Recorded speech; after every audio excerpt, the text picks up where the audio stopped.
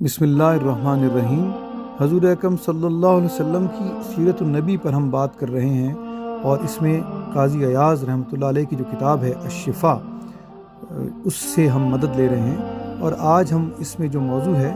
वो हज़ूर सल्लल्लाहु अलैहि वसल्लम की इज़्ज़त, आप सल्लल्लाहु अलैहि वसल्लम की जो बशरी खसूसियात हैं उनके बारे में बात करना और इस बात की एहतियात रखना कि वो क्या चीज़ें हैं जो आप सल्लल्लाहु अलैहि वसल्लम की तरफ जिनकी निस्बत की जा सकती है और वो क्या चीज़ें हैं जिनकी आप सल्लल्लाहु अलैहि वसल्लम की तरफ निस्बत नहीं की जा सकती है, इस बारे में बात करेंगे। तो सबसे पहले कुरान पाक में अल्लाह ताला ने फरमाया, वमा मुहम्मदुन इल्ला रसूलुन क़द ख़लत मिन क़ब्लिहिर रुसुल अफ़इन माता औ क़ुतिलन क़लबतुम अला आक़ाबिकुम वमन यनक़लिब अला अक़ीबैहि फ़लन यज़ुर्रल्लाह शैया। ये कुरान पाक में सूरह आले इमरान की 144 आयत है। इसका तर्जुमा कुछ यूँ है कि मोहम्मद सल्लल्लाहु अलैहि वसल्लम तो एक रसूल हैं और उनसे पहले और रसूल हो चुके यानी कि गुज़र गए, तो क्या अगर वो इंतकाल फरमाएं या शहीद हों तो तुम उल्टे पांव फिर जाओगे, और जो उल्टे पांव फिरेगा अल्लाह का कुछ नुकसान न करेगा और बेशक अनकरीब जल्द ही अल्लाह ताला शुक्र वालों को सिला देगा। और कुरान पाक में अल्लाह ताला ने हज़रत ईसा इब्न मरियम के बारे में फरमाया, मल मसीह इब्न मरियम इल्ला रसूलुन क़द ख़लत मिन क़ब्लिहिर रुसुल व उम्मुहु सिद्दीक़ा काना याकुलानित ताम उन्जुर कैफ़ नुबय्यिनु लहुमुल आयाति सुम्मा उन्जुर अन्ना युफ़कून। ये सूरह अल-माइदा की 75 नंबर आयत है, जिसका तर्जुमा कुछ यूँ है, मसीह इब्न मरियम नहीं है मगर एक रसूल और इससे पहले बहुत रसूल हो गुज़रे, और उनकी माँ सिद्दीक़ा हैं यानी सच्ची हैं, दोनों खाना खाते थे। देखो तो हम कैसी साफ निशानियाँ उनके लिए बयान करते हैं। इसी तरह एक और आयत में अल्लाह ताला ने फरमाया, वमा अरसलना क़ब्लका मिनल मुरसलीना इल्ला इन्नहुम लियाकुलून अत्ताम व यमशून फिल अस्वाक़ व जअलना बाज़कुम लिबाज़िन फितनतन अतस्बिरून व काना रब्बुका बसीरा। ये सूरह अल फुरक़ान की 20 नंबर आयत है, जिसका तर्जुमा और मफ़हूम कुछ इस तरह से है, और हमने तुमसे पहले जितने रसूल भेजे सब ऐसे ही थे, खाना खाते और बाज़ारों में चलते, और हमने तुम में से एक दूसरे की जांच की है यानी कि तुम में से एक दूसरे का कुछ इम्तहान लिया है, और ए लोगो क्या तुम सब्र करोगे, और ए मेरे महबूब तुम्हारा रब देखता है। यानी इस आयत का मफ़हूम ये है कि अल्लाह ताला लोगों को ये बता रहा है कि जो अंबिया और रसूल हज़ूर अकरम सल्लल्लाहु अलैहि वसल्लम से पहले भी इस दुनिया में तशरीफ़ लाए, वो खाना खाते थे, बाज़ारों में चलते फिरते थे। यानी कि अल्लाह ताला इस बात की नफ़ी कर रहा है, इस बात का इनकार कर रहा है कि उनमें से कोई भी नबी नौज़ुबिल्लाह खुदा नहीं है। ये इसलिए कि जो पिछली उम्मतें हैं जिनमें ईसाई जो हैं उनको हम देखते हैं, उन्होंने हज़रत ईसा अलैहिस्सलाम को नौज़ुबिल्लाह मिन ज़ालिक खुदा का बेटा करार दिया और अल्टीमेटली एक खुदा की हैसियत पर ले गए। इसीलिए जो पिछली आयत हमने बयान की थी, जो सूरह अल-माइदा की थी, उसमें अल्लाह ताला ने हज़रत ईसा अलैहिस्सलाम और हज़रत मरियम जो उनकी वालदा हैं उनके बारे में ये बात कही कि ये अल्लाह ताला के हज़रत ईसा अल्लाह ताला के रसूल हैं, उनकी वालदा सच्ची हैं और वो खाना खाते थे। यानी कि अल्लाह ताला ने इस बात से इनकार किया और लोगों को बताया कि ना वो खुदा के शरीक हैं, ना वो खुदा के बेटे हैं, और नौज़ुबिल्लाह जिस तरह ईसाई जो हैं वो हज़रत मरियम को अल्लाह ताला के साथ यानी दूसरा के तौर पे ठहराते हैं, या नौज़ुबिल्लाह हज़रत ईसा की वालदा की हैसियत से हज़रत ईसा को खुदा अगर कहा जाए तो नौज़ुबिल्लाह मिन ज़ालिक खुदा की माँ बनाते हैं। तो इन तमाम चीज़ों से अल्लाह ताला ने कुरान की इन आयात में इनकार फरमाया। और इसी तरह अल्लाह ताला ने कुरान पाक में एक और आयत में फरमाया, कुल इन्नमा अना बशरुम मिस्लुकुम यूहा इलैया। ये सूरह अल-कहफ की 110 नंबर आयत का एक हिस्सा है, जिसका तर्जुमा कुछ यूँ है कि ए रसूल सल्लल्लाहु अलैहि वसल्लम आप फरमा दीजिए कि ज़ाहिरी सूरत बशरी में तो मैं तुम जैसा हूँ और मुझे वही आती है। इन तमाम आयात का जिनका हमने ज़िक्र किया ان سے یہ بات ظاہر ہو جاتی ہے کہ حضور اکرم صلی اللہ علیہ وسلم اور تمام انبیاء علیہ السلام انسانوں کی طرف بشریت کے لباس میں تشریف لائے۔ اس کے برعکس اگر انبیاء علیہ السلام انسان بن کر یا اللہ تعالیٰ ان کو انسان کی حیثیت سے نہ بھیجتا تو نتیجہ یہ ہوتا کہ لوگ ان کو اپنے جیسا نہ دیکھ سکتے، نہ ان کو اصل میں ان کی پیروی کر سکتے، ان کو فالو کر سکتے، ان کے احکام کو سمجھنا اور ان کے اوپر عمل کرنا لوگوں کے لیے بہت مشکل ہوتا۔ اور اس بات کی جو مصلحت ہے کہ انسانوں میں انبیاء کو انسان ہی بنا کر بھیجا گیا، یہ قرآن پاک میں اللہ تعالیٰ نے اس بات کو واضح کیا ہے۔ یہ سورہ الانعام کی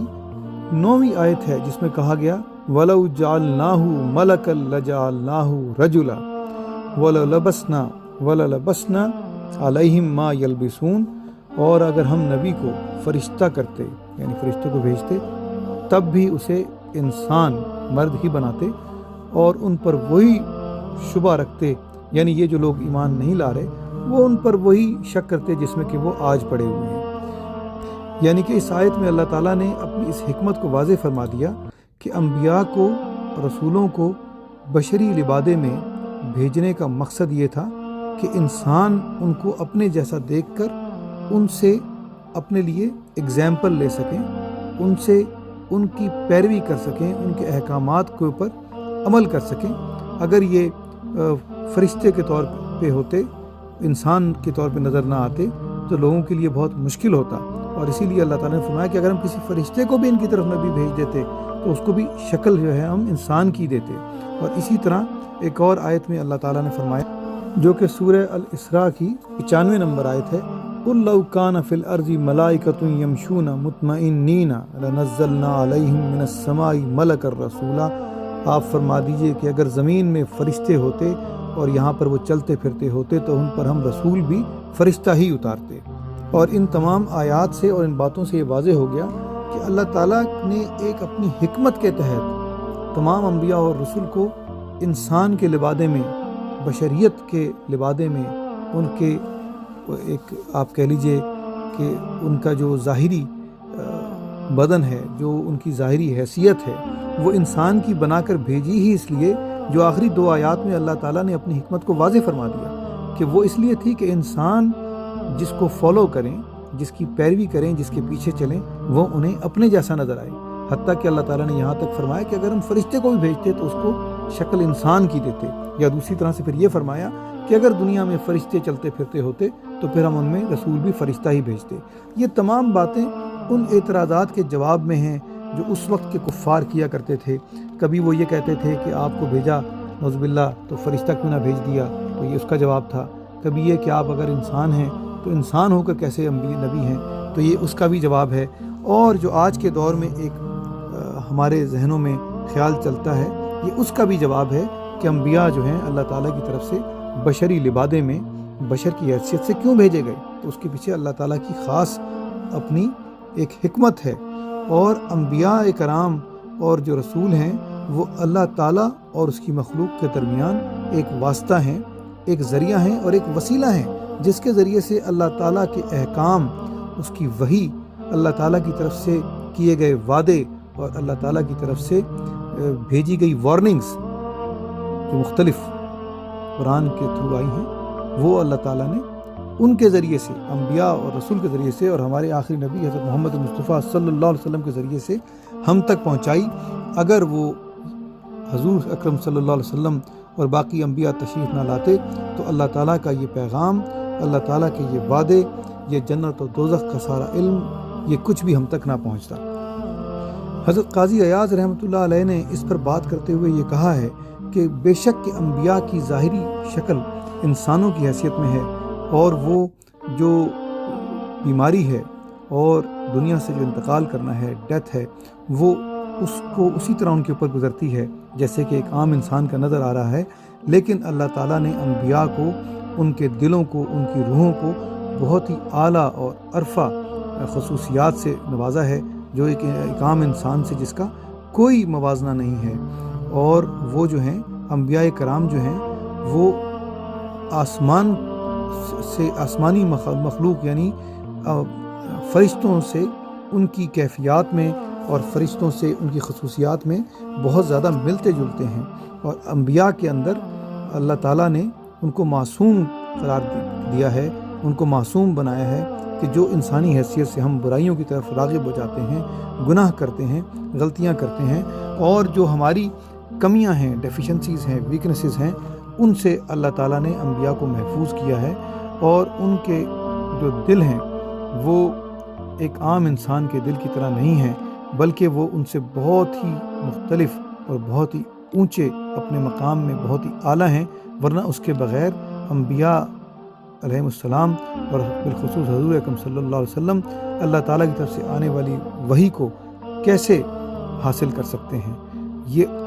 صرف یہ بات کہ انبیاء اور رسول اللہ تعالیٰ کی وحی کو حاصل کر سکتے ہیں، فرشتوں سے اللہ کا پیغام وصول کر سکتے ہیں، وہ ان کو باقی تمام انسانوں سے اعلیٰ اور ارفع اور مختلف بنا دیتا ہے۔ اس لیے جو انبیاء کی